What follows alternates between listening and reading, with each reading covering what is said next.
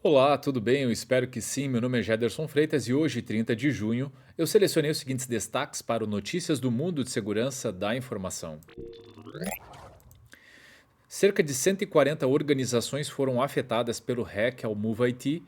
Novo framework do MIT avalia mitigações de ataque de canal lateral e perdas com hacks a DEFs somam 204 milhões de dólares no segundo trimestre. E eu começo com essa notícia que fala: cerca de 140 organizações foram afetadas pelo hack ao MoveIT.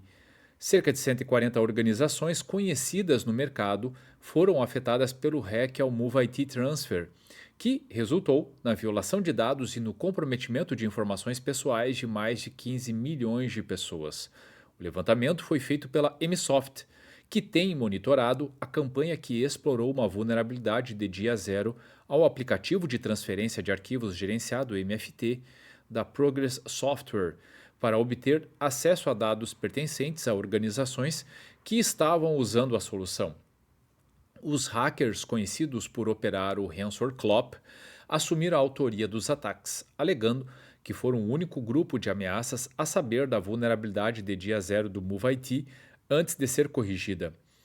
Eles afirmam ter atingido muitas organizações e começaram a nomear aquelas que se recusaram a pagar ou entrar em negociações. Recentemente, o grupo nomeou mais de 60 entidades que parecem ter sido alvo de ataques que o grupo pode estar testando desde 2021.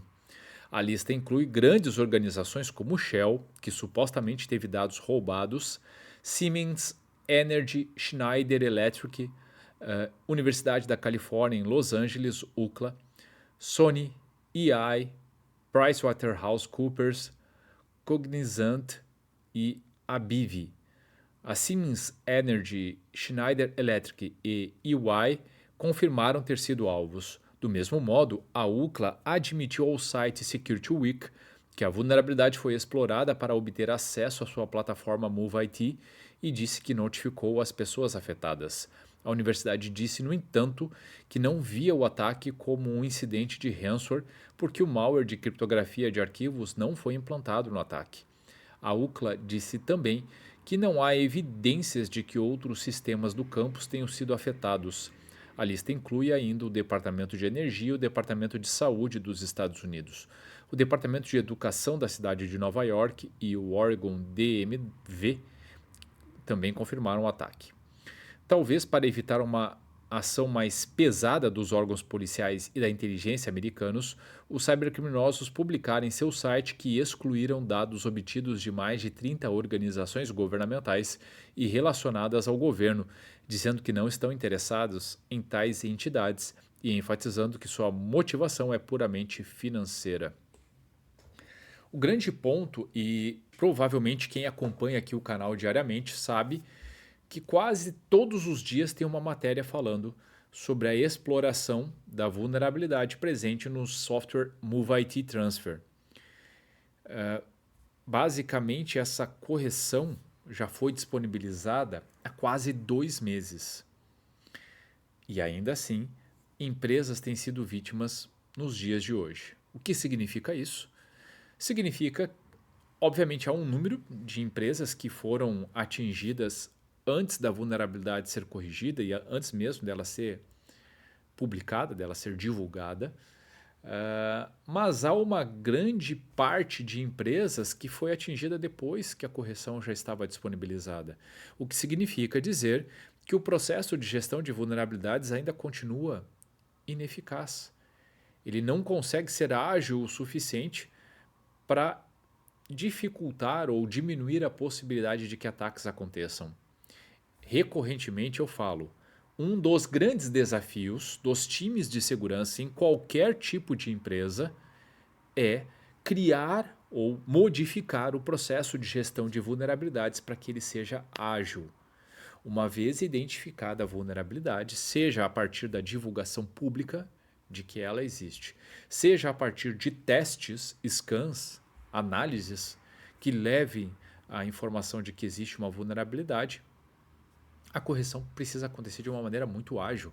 Os processos precisam analisar, e, por vezes, homologar quando possível e corrigir o mais rápido possível. Existem matérias que falam que alguns ataques começaram 15 minutos depois das vulnerabilidades serem publicadas, serem divulgadas. Na maioria das vezes não é isso que acontece. Leva mais tempo, leva algumas horas. Mas eu estou falando de horas. Eu gostaria até que deixasse aqui nos comentários quem conhece alguma empresa que é capaz de corrigir vulnerabilidades em poucas horas após a sua divulgação. Se tivermos alguma pessoa compartilhando ou comunicando isso a partir dos comentários, serão muito poucas. A grande maioria das empresas leva dias, às vezes meses, para fazer essas correções. Esse é o ponto. Novo framework do MIT avalia mitigações de ataque de canal lateral, é o que informa o portal seguinfo.com.br. Um grupo de pesquisadores do Instituto de Tecnologia de Massachusetts, MIT, desenvolveu um framework para avaliar a eficácia de alguns esquemas de mitigação de canal lateral contra vazamento de dados. Nomeado Meteor, o framework fornece uma visão de como programas, técnicas de ataque e configurações de esquema de ofuscação podem afetar a quantidade de dados que podem vazar por meio de ataques de canal lateral. Meteor se baseia em abordagens teóricas de informações existentes, permitindo a avaliação abrangente de vazamento de canal lateral de invasores ativos, aplicativos de vítimas reais e esquemas de ofuscação de microarquitetura de última geração, explicam os pesquisadores. Os ataques de canal lateral visam estruturas de microarquitetura compartilhadas para acessar informações confidenciais e geralmente são mitigados por meio de esquemas de ofuscação, incluindo cache mapeado aleatoriamente, ofuscação de tráfego de memória e granularidades degradantes de tempo do invasor, alterando a pegada da microarquitetura para tornar mais difícil para o invasor vazar segredos.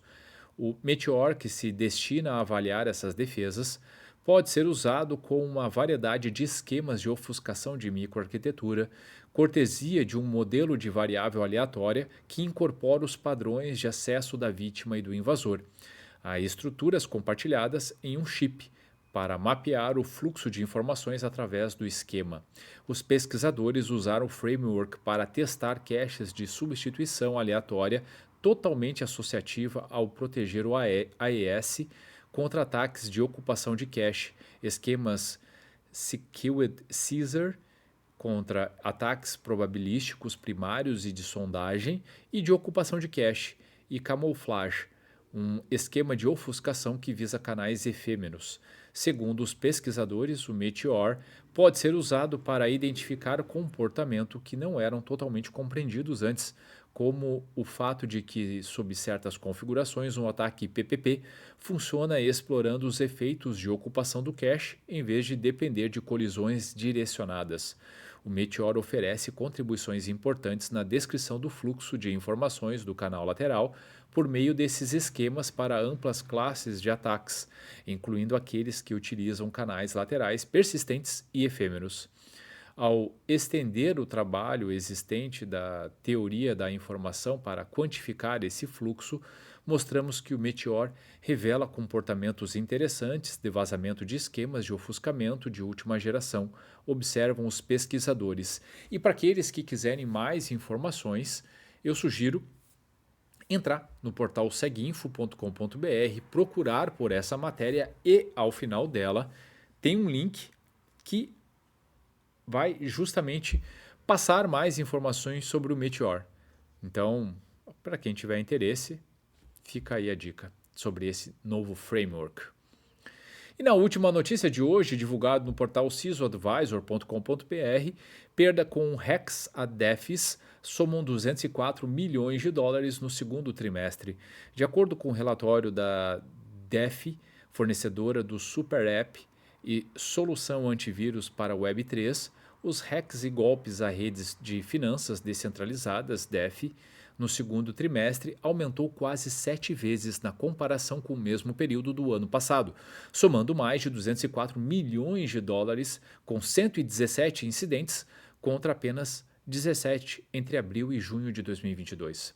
O termo DeFi se refere a aplicações desenvolvidas em blockchain que permitem que pessoas evitem bancos e outros intermediários financeiros para empréstimos, poupança ou negociação usando contratos autônomos conectados aos protocolos. O relatório intitulado Q2 DeFi Hacked Report foi parcialmente baseado em dados do Hacked Database da DeFi. Informa que os usuários das redes DeFi perderam no total mais de 208,5 milhões de dólares inicialmente durante o trimestre, mas que 4,5 milhões de dólares foram recuperados por meio de processos, acordo com hackers e outros métodos de recuperação. Segundo a empresa, nesse primeiro trimestre, ou melhor, nesse primeiro semestre do ano, as perdas já somam mais de 665 milhões de dólares. Os 5 principais hacks no segundo trimestre foram contra a Atomic Wallet, Fintosh, MavBoost, BitTrue e GDAC. A exploração da carteira Atomic no dia 3 deste mês gerou perdas de 35 milhões de dólares, ou cerca de 17% do total. Os usuários da Fintoch perderam 30,6 milhões de dólares, enquanto o ataque a MavBoost foi responsável por um prejuízo de 26,1 milhões de dólares. Junto esses três, resultaram em mais de 45% das perdas totais no segundo trimestre. A DeFi, ou DeFi, relatou que a causa mais comum das perdas foram problemas de controle de acesso ou em que um invasor obteve controle de uma carteira. Essas modalidades de hacks e golpes geraram prejuízo de 75,8 milhões de dólares, ou um quarto do total. A segunda causa mais comum foram os exploits, que totalizaram 55,3 milhões de dólares. Os usuários também perderam 47,3 milhões por meio de fraudes ou golpes no segundo trimestre. Contudo, os prejuízos com hacks e golpes à rede DeFi foram menores no segundo trimestre na comparação com os 3 meses anteriores. A Certic, plataforma de classificação focada em analisar e monitorar protocolos blockchain e projetos DeFi, relata que em abril mais de 320 milhões de dólares foram perdidos de janeiro a março, portanto, menor que de abril a junho. São, para mim, pelo menos, números bastante expressivos, que falam que os golpes têm causado uma série de dores de cabeça. E quando a gente pensa na causa raiz, mas o que tem causado tudo isso? Não foge dos temas mais recorrentes. Eu falei antes do processo de gestão de vulnerabilidades, e ele certamente é um. Além dele, tem obviamente o processo de desenvolvimento seguro, que é a capacidade das organizações criarem serviços seguros, sem vulnerabilidades ou com arquiteturas mais robustas, seguras, reduzindo assim a probabilidade de que golpes, fraudes sejam realizadas a partir de exploração de vulnerabilidades. Também o processo de gestão de acesso é um dos mais críticos e é um dos que tem causado muitas dores também, principalmente pelo fato das pessoas não utilizarem mecanismos seguros de autenticação, repetirem senhas ou reutilizarem senhas de outros serviços, etc. E, por último e não menos importante, as questões ligadas à engenharia social. Capacidade que os criminosos têm de enganar pessoas para que compartilhem seus dados, incluindo senhas, ou ainda que acreditem em determinadas mensagens e acabem acidentalmente ou sem saber instalando um malware no seu equipamento. E a partir desse malware, os criminosos conseguem dados, conseguem acesso, conseguem uma série de elementos para ir percorrendo sistemas, redes, etc., e aplicar seus golpes, enfim, conseguir aquilo que eles tinham interesse no primeiro momento. Aqui nesse caso especificamente da matéria que fala das DeFis ou DeFis, obviamente a gente está falando dos sistemas de blockchain, então acesso a esses sistemas para manusear as carteiras. Infelizmente tem acontecido muito, não sei para vocês, a mim, números como 204 milhões de prejuízo de perdas com hacks é muita coisa.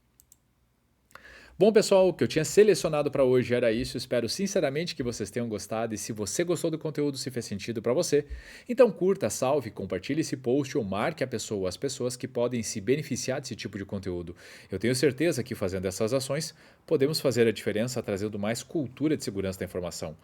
E se você ficou com alguma dúvida, tem alguma crítica ou sugestão, fique muito à vontade para deixar comentários ou mandar mensagem diretamente para mim.